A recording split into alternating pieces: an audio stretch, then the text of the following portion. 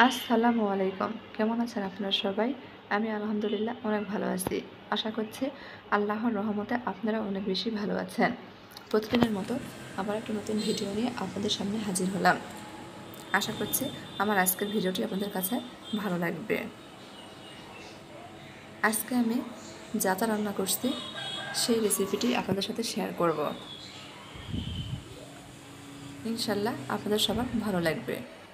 এখানে আমি আলু দিয়ে কলমি শাক ভাজা করেছি। এভাবে একবার কলমি শাক ভেজে দেখবেন, ঘরের সবাই অনেক মজা করে খাবে। চুলার উপর কড়া বসে দিয়েছি, পরিমাণ মতো তেল দিয়ে দিয়েছি। তেল গরম হয়ে গেলে তেলের মধ্যে ছোটো সাইজের 2টা দেশি পেঁয়াজ, একটা বড় রসুন কুচি আর কয়েকটা কাঁচামরিচ ফালি দিয়ে দিব। নাড়াচাড়ে পেঁয়াজ রসুনটা একটু নরম করে ভেজে নেব। পেঁয়াজ রসুন নরম হয়ে আসলে এর মধ্যে 1 চামচ হলুদ, স্বাদ মতো লবণ দিব। নাড়াচাড়ে মিশিয়ে নেব। মিশানো হয়ে গেলে আগে থেকে কুচি করে কাটে ধুয়ে রাখা আলু পেঁয়াজের মধ্যে দিয়ে দিব। নাড়াচাড়ে মিশিয়ে নেব। 1 মিনিট মতো ভাজে নেব। ভাজা হয়ে গেলে আগে থেকে কাটে ধুয়ে রাখা কলমি শাক আলুর মধ্যে দিয়ে দিব। দেওয়া হয়ে গেলে ঢাকনা দিয়ে ঢেকে দেব কিছুক্ষণের জন্য। কিছুক্ষণ পর ঢাকনা খুলে নিয়েছি, শাকটা কমে আসছে। এখন আলুর সাথে নাড়াচাড়ে মিশিয়ে নেব। আপনাদের কাছে অনুরোধ, যদি আমার ভিডিওটা আপনাদের একটু ভালো লাগে দয়া করে একটা লাইক দিবেন। ভিডিওর শুরুতেই পুরো ভিডিওটা দেখে নেবেন। চাইলে আপনাদের পরিবারের সাথে শেয়ার করতে পারেন। আমি অনবরত নাড়াচাড়া কলমি শাকটা ভেজে নিচ্ছি। এভাবে কলমি শাক রান্না করে দেখবেন, পরিবারের সবাই অনেক মজা করে খাবে। আর যারা নতুন আজকে আমার ভিডিও দেখছেন তারা চাইলে আমার চ্যানেলটি সাবস্ক্রাইব করে নিয়মিত চ্যানেলের পাশেই থাকতে পারে। আপনাদের সাথে কথা বলতে বলতে আমার শাক রান্না হয়ে গেছে, দেখতে পাচ্ছেন শাক কেমন হয়েছে। চুলা বন্ধ করে দিব, আপনাদের পরিবেশন করে দেখাচ্ছি।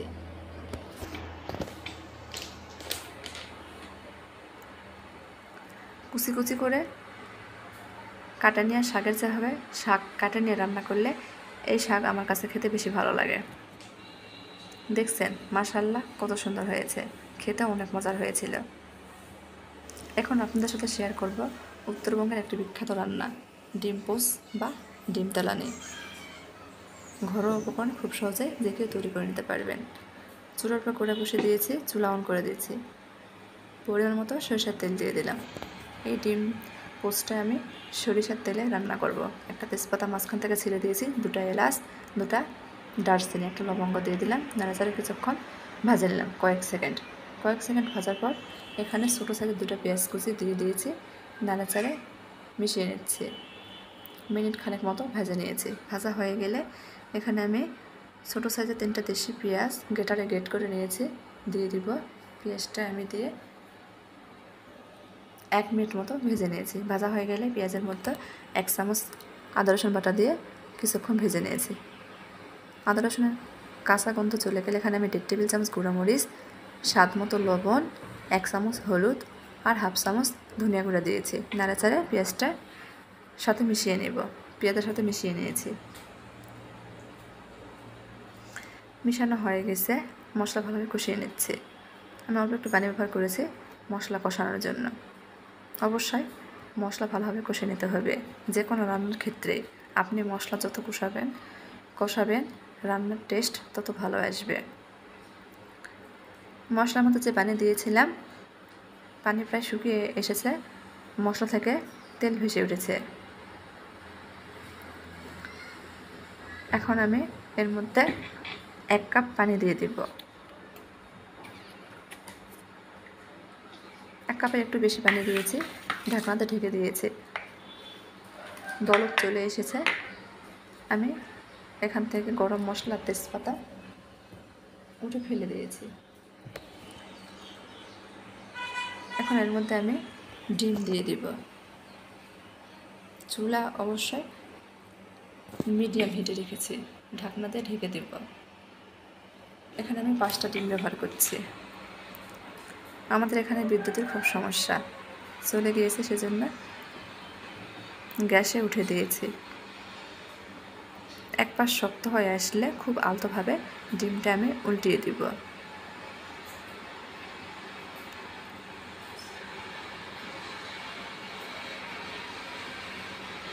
কিছুক্ষণ রান্না করে নেব। রান্না করা হয়ে গেলে কয়টা কাঁচামরিচ দিয়ে দেবো, ঢাকনা দিয়ে ঢেকে দেব। আর কিছুক্ষণ রান্না করে নেব।